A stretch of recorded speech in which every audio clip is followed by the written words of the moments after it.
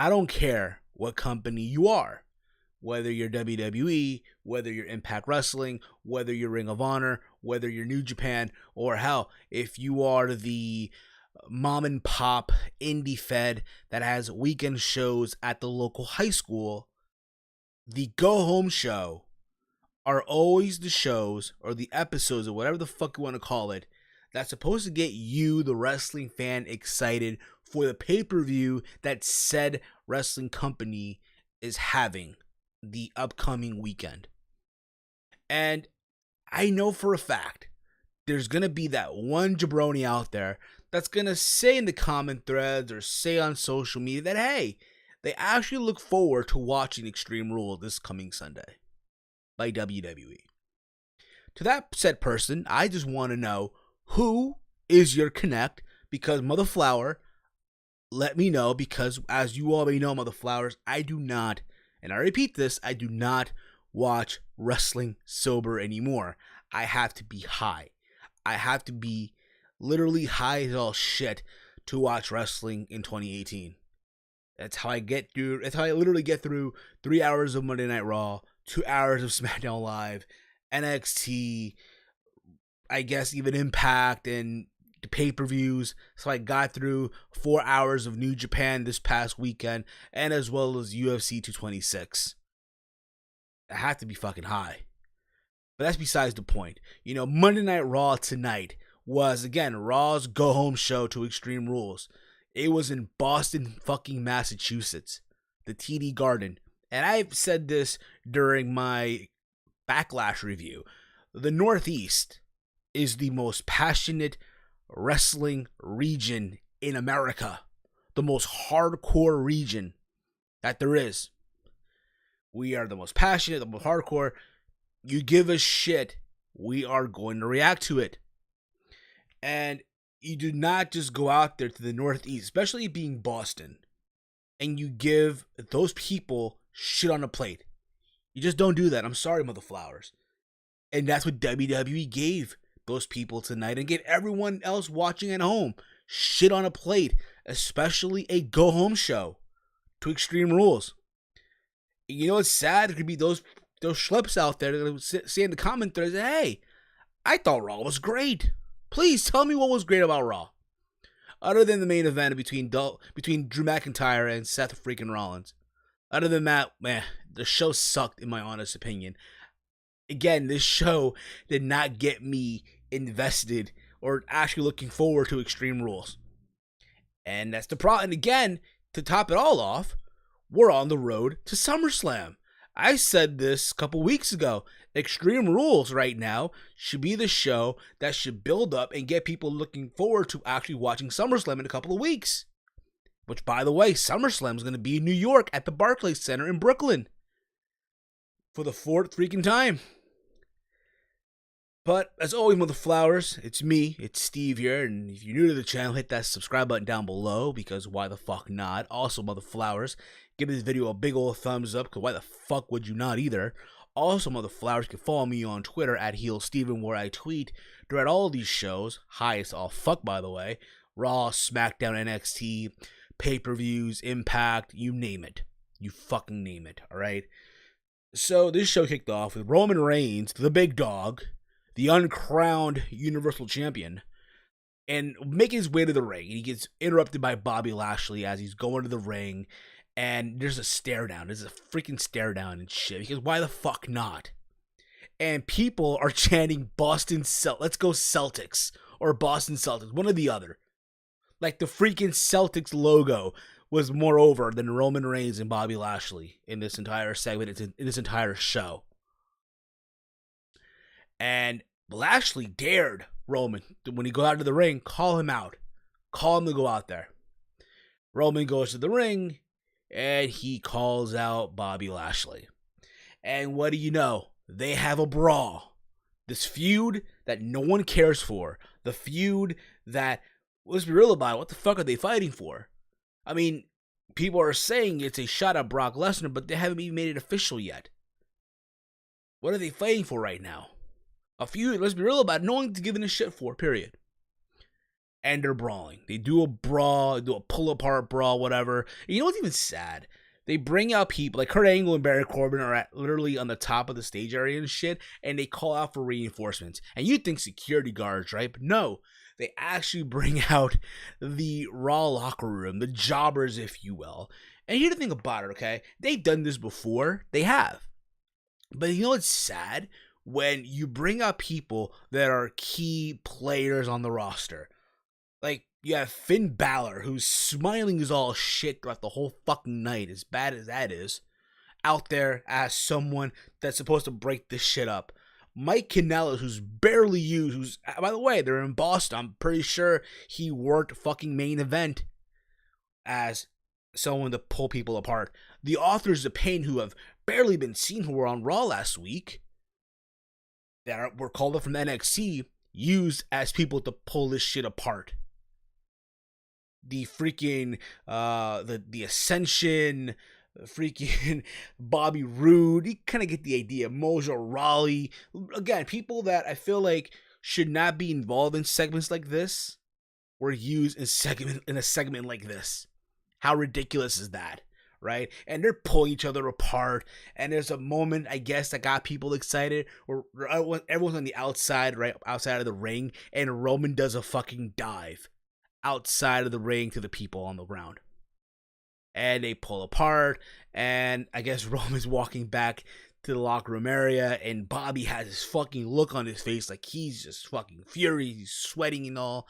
And again, it just, I get it. They're trying to build up the match, get people excited, but still, like I said earlier, are people even caring for this shit? No, you're not.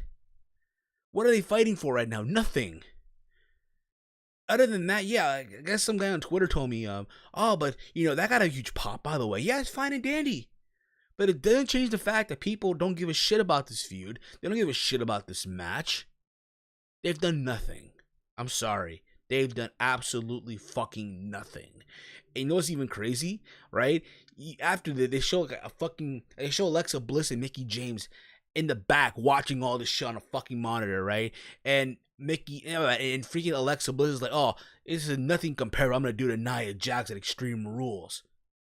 Which, by the way, after we get a tag team match between Alexa Bliss and Mickie James. Which, by the way, I still want to fucking know, why the fuck is Mickie James still with Alexa Bliss after all these months?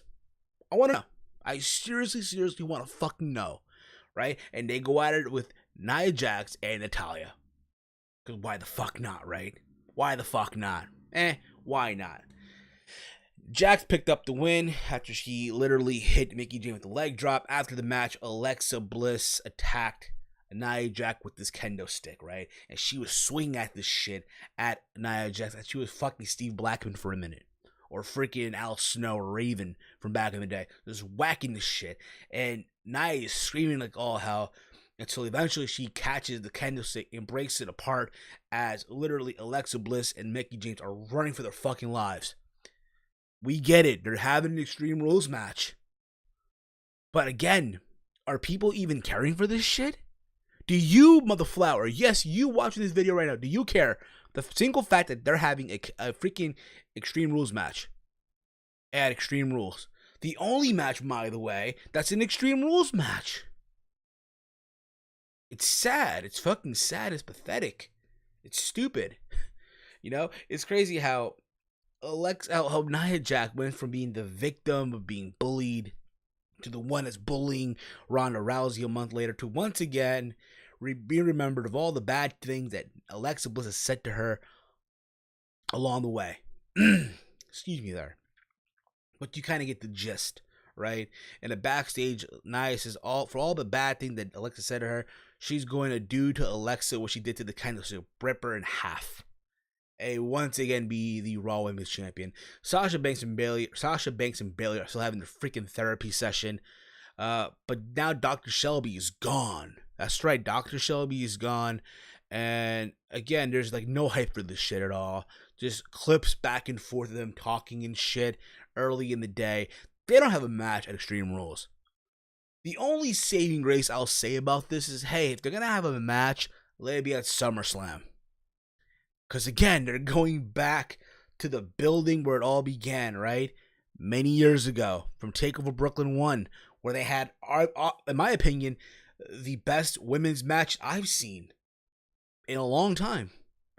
And they're going to go back to that building. Granted, I did say early in the year that if they're going to go at it at SummerSlam. But fuck, I didn't think they'll do this to build that match up.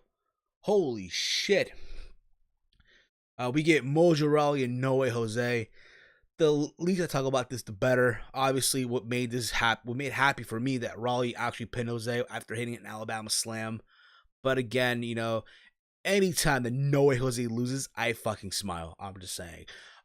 Seth Rollins and Dolph Ziggler argued about who's going to win at Extreme Rules because, again, Rollins came out and he talked about how, in Boston, he won the Money in the Bank. He was Mr. Money in the Bank. He was the man, the architect, the Kingslayer. But now he has to be known as former Intercontinental Champion and how he's going to beat Dolph Ziggler. And then Ziggler came out with McIntyre and they're talking back and forth here. And somewhere in this whole thing, Seth Rollins tried to break up both Ziggler and McIntyre. Apparently, somewhere in this, I guess Rollins thought that, hey, the reason why McIntyre is with Dolph Ziggler this whole time is because I guess Ziggler knows something about McIntyre, and I guess Rollins accused McIntyre of actually having sex with a sheep. And I guess he was trying to get this chant going, man, or shit like that, or bad. You gotta get the idea, right? And it just wasn't working. No one really did anything with that. All this led to McIntyre being mad as all hell. And then making a match between himself and Rollins for later on the night. So there you go. We then find out that the stipulation in this match was if Seth Rollins were to actually beat Drew McIntyre, that Drew McIntyre would not be allowed to be at ringside for the 30-minute Iron Man match between Ziggler and Rollins at Extreme Rules. Throughout this whole thing as well, Kevin Owens, right? Kevin Owens was in Angle's office. Apparently he had a doctor's note because of what happened last week. And yeah, there's just a doctor's note and shit. And they're showing these clips where, again, Owens was fucking using spray, like the freaking air spray to, I guess, clean the air in the office and shit like that. And all this led to Kurt Angle making a match at Extreme Rules, which will be Braun Strowman and Kevin Owens in a cage match. Should be fun. We'll see. But again, it's WWE shoving Braun Strowman down your fucking throat, motherflower. I'm just saying. Just fucking saying. We then get Bo Dallas and Matt Hardy. That's right, because these past 2 weeks it was Curtis Axel versus Matt. Now we're going to get good old Bo, right? And Bray Wyatt and Curtis Axel caused a distraction at ringside. Keep this in mind, right? They're going at it again with mocking both Hardy and Bray Wyatt. I'm talking about the B team here. And this caused a distraction at ringside, like I said, between Axel and Bray Wyatt, allowing Dallas to hit a suplex and literally pin Matt Hardy. So both Bo Dallas and Curtis Axel pin Matt Hardy. They have a lot of momentum going into this match. Great. Awesome. But I feel like at the same time, it's all this just to get them hyped up, momentum, but they're going to lose at Extreme Rules. In my honest opinion. We get Ember Moon versus Liv Morgan, because last week we got Ember Moon versus Sarah Logan, I believe it was. Yeah, it was Liv Morgan. It was Liv fucking Morgan again. And what do you know, this time Liv Morgan won with the fucking roll up. It is what it is. They're not doing anything at Extreme Rules. Maybe at the kickoff show they'll do Ember Moon versus Sarah Logan. I don't fucking know.